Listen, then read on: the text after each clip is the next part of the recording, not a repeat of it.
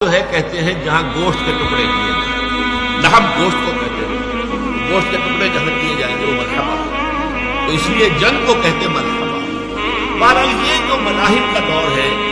اس میں اگرچہ جیسے کہ میں نے کیا کافی مشکل ہے، لیکن وہ سمجھیے کہ اس کا دور اول گزر چکا ہے۔ حضرت مہدی کا ظہور ابھی ہونا ہے لیکن ملاحم کا دور اول گزر چکا ہے۔ یہ جو گلف وار تھی جس کا نقطۂ آغاز ہے 2 اگست 1990، یہ ان ملاحم کا پہلا سلسلہ ہے جس سے آغاز ہے۔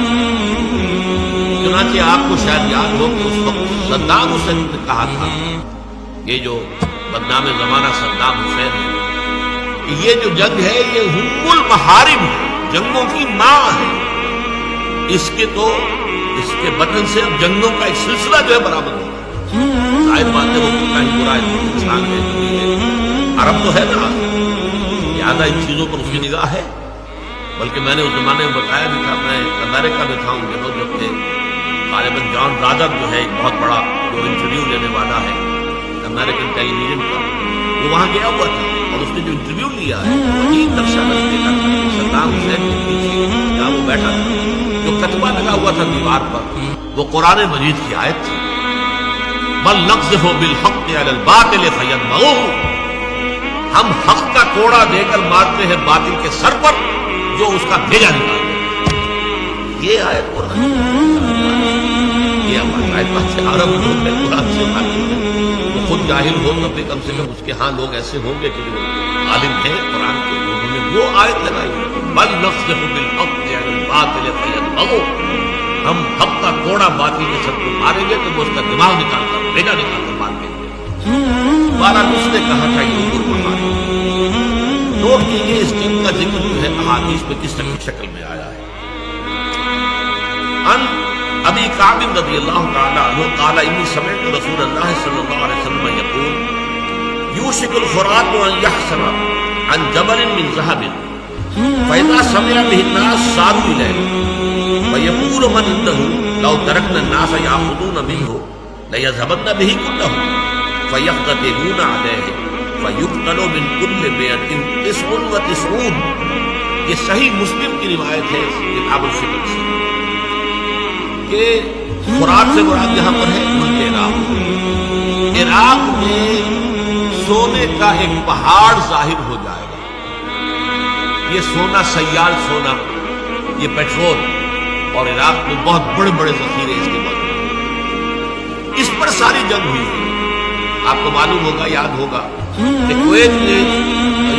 عراق کا الزام یہ تھا کہ کویت نے سلانٹ ڈرلنگ کے ذریعے سے ہمارے علاقے سے تیل کھینچنا شروع کر دیا، اور جو امبیسڈر امریکن تھی گلاس پائی اس وقت عورت تھی، اس نے یہ کہا کہ ٹھیک ہے آپ کا سرحدی جھگڑا ہے کویت کے ساتھ، آپ جیسے چاہیں طے کریں، ہم اس میں دخل نہیں دیں گے۔ بس یہ دام تھا جس میں یہ صدام آ گیا، یہ ترقی کا جال تھا اس کے لیے پھیلایا گیا تھا، اس کی قوت کو کچلنا مقصود تھا۔ اس نے اسی بھروسے پر کہ امریکہ نے تو مجھے گویا کہ گرین سگنل دے دیا کہ we have nothing to do with it, یہ آپ کا بارڈر ڈسپیوٹ ہے، وہ ہے، لہٰذا وہ اس جال میں پھنس گیا اور پھر اس کا تہس نہس ہوا ہے وہ آپ کو معلوم ہے۔ لیکن فیصلہ یہی تھا، معاملہ اصل یہی تھا، جھگڑا یہی تھا،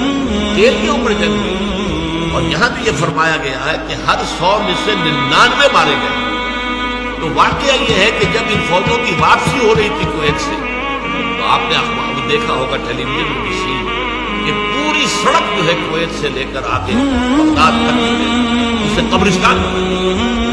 تمام ٹینک، تمام لاریاں، تمام ٹرک، تمام کاریں جس طریقے سے وہ تہس نہس کی گئی، ایک ایک شخص مرا ہے۔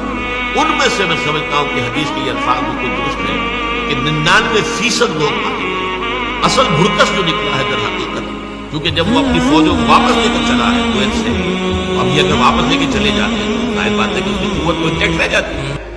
حالانکہ جھگڑا تو ختم ہو گیا تھا، اگر اس نے کویت پر قبضہ کیا تھا، وہ کویت کا قبضہ چھوڑ کر جا رہا تھا۔ اب اگر جنگ کی گئی تھی کویت کو آزاد کرانے کے لیے تو اب اس کے اوپر بمباری کرنے کا جواز تو نہیں رہا تھا۔ لیکن اب یہی بات تھی کہ چونکہ اصل مقصد یہ تھا کہ تمام عرب ممالک میں سے وہ واحد ملک ہے کہ جس کے ایٹمی بن جانے کا اندیشہ تھا، اس کی ایٹمک جو ہے تنصیبات کے اوپر کئی سال پہلے حملہ کر کے ان کو تہس نہس کیا جا چکا، اور اب چونکہ ویپنز آف ماس ڈسٹرکشن یہ تیار کر رہا ہے، لہذا اس کو تہس نہس کرنا تھا اسرائیل کے تحفظ کے لیے۔ چارلس کرافٹ نے بعد میں کہہ بھی دیا تھا کہ ہم نے یہ جنگ جو ہے اسرائیل کی حفاظت کے لیے کی۔ تو یہ اس جنگ کا ذکر موجود ہے اس کے اندر۔ اس طرح دوسری روایت جو ہے یہ سنن ابی داؤد کی ہے،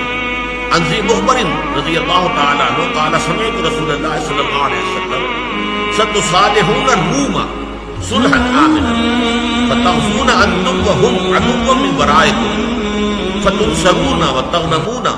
وتسلمون ثم ترجعون حتى تنزلوا ببرد ذی کلول۔ حضور نے فرمایا صلی اللہ علیہ وسلم، جو مخبر کہہ رہے ہیں کہ میں نے سنا حضور کو کہتے ہوئے کہ اب یہاں تم سے مراد ہے، تم صلح کرو گے روم کے ساتھ، جو ایک پرامن صلح ہوگی، ایک صلح ہوتی ہے جنگ کے بعد، ایک پیکس ہوتے ہیں آپس میں، معاہدے ہو جاتے ہیں ڈیفنس کے، صلحن آمن، تو تم معاملہ کرو گے رومیوں کے ساتھ، گویا کہ عربوں سے کہا جا رہا ہے۔ یہ آج کا سعودی عرب اور جو اس کا اتحاد ہے امریکہ کے ساتھ، کہ اس کے گویا کہ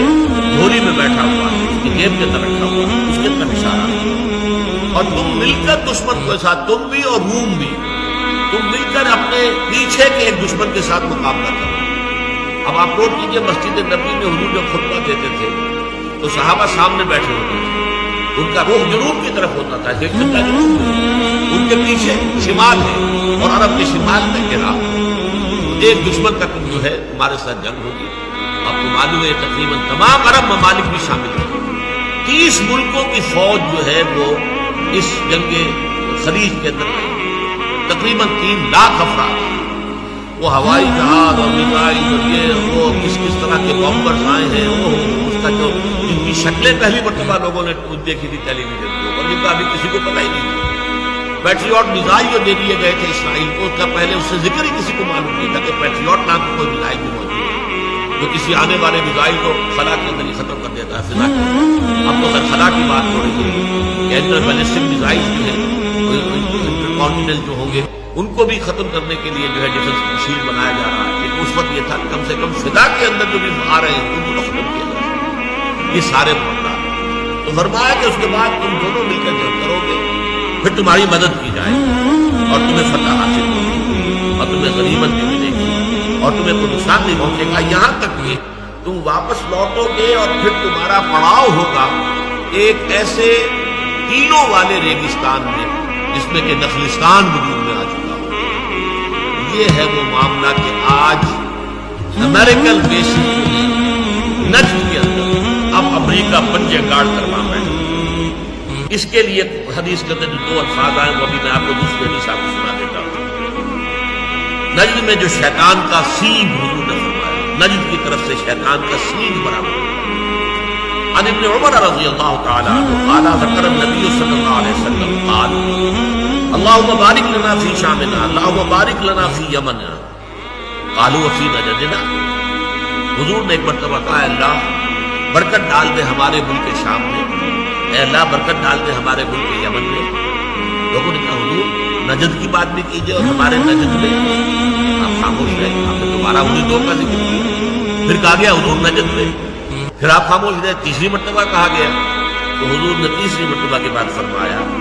کہ ہونا کا زلازل والفتن وبہا یتلو قرب الشیطان۔ یہ بخاری شریف کی روایت ہے، کتاب الفتن۔ وہاں کو زلزلے آئیں گے، فتنے اٹھیں گے اور وہاں سے شیطان کا سینگ طلوع ہوگا۔ اب جو میزائل لگے ہوئے ہوں گے، یہ سارا جو بیس ہے نجد کا اس علاقے کے اندر، یہ خلیج کے جو ہے مغربی ساتھ جو ہے آپ اندازہ کر لیجیے، یہ شیطان کا وہ سینگ ہے کہ جو وہاں آ کر اب جم گیا۔ اسی طریقے سے حضرت عبداللہ ابن عمر ہی سے روایت ہے بخاری شریف میں، انہ سمع رسول اللہ صلی اللہ علیہ وسلم وهو مستقبل المشرق، کہ انہوں نے حضور سے یہ فرماتے سنا اور آپ کا رخ مشرق کی طرف تھا، یقول الا ان فتنۃ ها هنا من حيث يطلع قرب الشیطان، فتنہ ادھر ہے مشرق، نجد جو ہے مدینہ منورہ سے مشرق کی طرف، یہاں سے فتنہ برآمد ہوگا اور یہاں پر سے شیطان کا سین جو ہے وہ برآمد ہوگا۔ بہرحال یہ جنگ جو ہے جس طریقے سے اس میں ہلاکت ہوئی ہے، تباہی ہوئی ہے، بربادی ہوئی ہے، جنگ عظیم قوم کے دوران جتنا بارود اور گولہ استعمال ہوا ہے اتنا چند دنوں کے اندر استعمال ہو گیا ہے، مرکز جو نکالا۔ اب اس کا ذکر جو ہے وہ احادیث کے میں اب نہیں جا سکتا زیادہ تفصیل میں، بلکہ یہ کہ میں تو نوٹ کر کے لایا تھا کہ یوحنا جو حواری تھے حضرت مسیح علیہ السلام کے، ان کے جو مکاشفات ہیں، revelation, book of revelation, Jones revelation, یہ آخری باب ہے انجیل کا، تورات کا، یوں سمجھیے ٹیسٹمنٹ، اولڈ ٹیسٹمنٹ اور نیو ٹیسٹمنٹ، تو نیو ٹیسٹمنٹ کا آخری باب ہے، اس میں جو نقشہ کھینچا گیا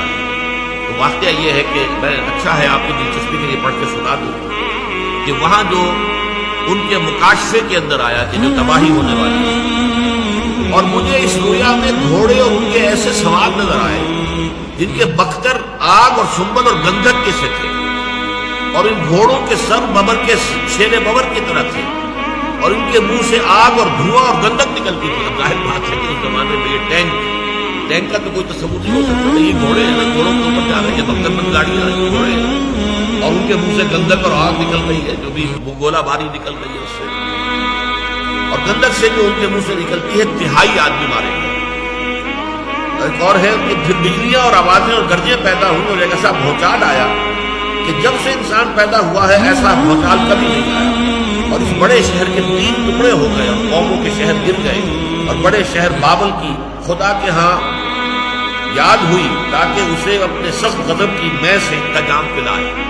اب یہاں 3 ٹکڑے ہو جانا جو مراد ہے، آپ ہمیشہ دیکھتے ہوں گے ٹیلی ویژن پر عراق کا جب آتا ہے ملک کا 3 حصوں میں، نارتھ میں نو فلائی زون ہے، عراقی جہاز کوئی اس میں فلائی نہیں کر سکتا، ساؤتھ میں نو فلائی زون ہے، درمیان میں ایک پٹی ہے کہ جہاں پہ عراق کو اپنے ہوائی جہاز اڑانے کی اجازت ہے۔ 3 حصوں میں عراق منقسم ہو چکا ہے، اور یہ گویا کہ شہر بابل جو ہے پرانا نام ہے بیبیلونیا، نبوکدنیزر یہی کا بادشاہ تھا جس نے کہ اینٹ سے اینٹ بجائی تھی یروشلم کی 587 قبل مسیح۔